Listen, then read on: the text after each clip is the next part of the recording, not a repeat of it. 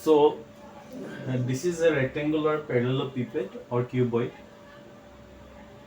and this side is length, this side is breadth, and this side is say height. So we have length, breadth, and height of this parallelepiped or cuboid. Now let us talk about volume of this cuboid. Let us understand the concept of volume. What does it mean? Say this is a surface. This one, say this is this complete surface. This is one surface. Okay, from here to here to here to here and here.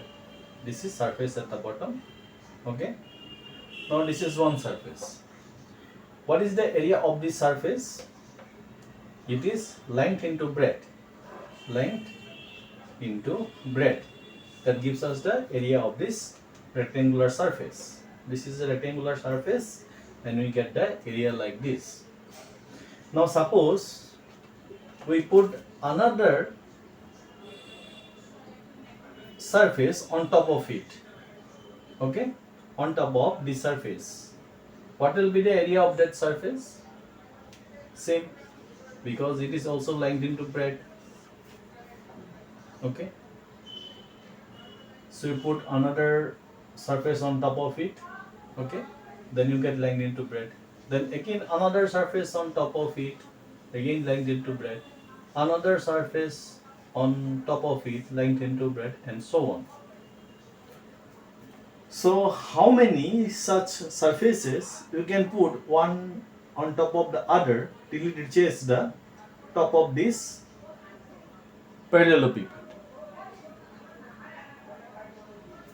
How many surfaces you can put stack one on top of the other? Okay, till you reach the top of this cuboid. It is number h. Okay, because h represents the unit, the height here. What is the height? It is h units. So how many surfaces you can put here inside is h units.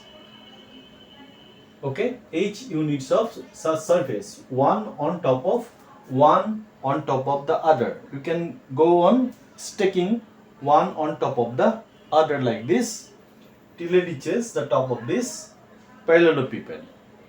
Okay, so if we imagine that it is filled to the top with such surfaces, similar surfaces, one is stacked on top of the other.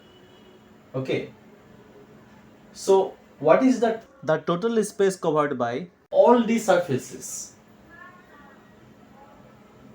One surface takes L into B, that much area. So how much total space is covered by each number of surfaces? H represents the height. Okay, it will be length into breadth into height, right? L into B represents area of one surface. Then total space of each number of surfaces will be L into B into H. That will represent the total number of surfaces that can be fit inside this parallelepiped. Okay, so that area, the total space covered by all the surfaces inside the cuboid, the parallelepiped, that represents the volume of the parallelepiped. So volume is nothing but the total space covered by this figure, this parallelepiped or cuboid. The total space covered by this cuboid is L into B into H. Okay, length into breadth into height. So that is how we get the concept of volume. The total space covered by the rectangular parallelepiped. If we imagine one surface is stacked on top of the other, counting that way, we get the total space covered by all the stacked surfaces, and that gives us the volume of the figure of this parallelepiped. Okay?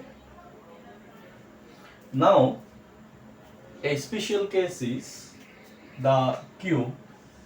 As you know, a cube is a special parallelepiped.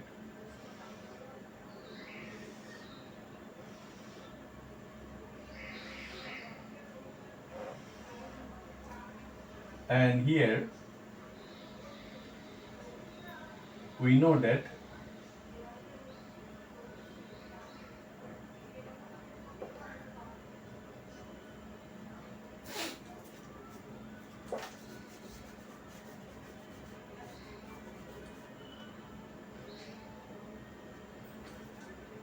a cube is a special type of cuboid where this length, breadth and height all are equal, right?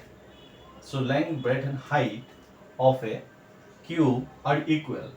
So if we say that all these L, B and H, they are equal to A.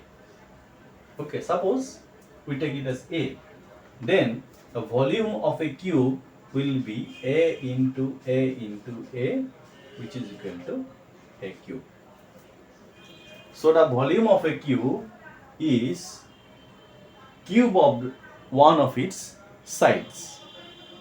Okay, either length, breadth or height. Fine. And just like in area is measured. Remember the unit of area in a cuboid. It is either square centimeter or square meter or square millimeter or square kilometer. Okay. Similarly, for a cuboid, the volume is represented by cubic centimeter or cubic millimeter or cubic meter or cubic decimeter or cubic kilometer.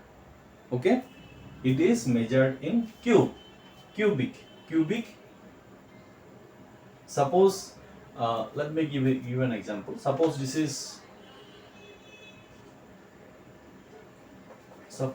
5 cm and this is say 3 cm, and suppose this is 1 cm. Okay, so the total volume will be LBH, which is 5 into 3 into 1, which is equal to 15 cubic centimeter. This is read as 15 cubic centimeter. If it is expressed in centimeter, it will be cubic centimeter. If it is expressed in meter, then it will be cubic meter. We will read it as 15 cubic meter. Okay. So that is the concept of volume of a parallelepiped. In the earlier class, we have discussed about area and its unit of a rectangular parallelepiped or cuboid, and in this class we have discussed about the volume and its unit of a cuboid or parallelepiped, and also a cube, the special case of a cuboid here. Okay, so in the next class we will do some problems based on these concepts. Okay.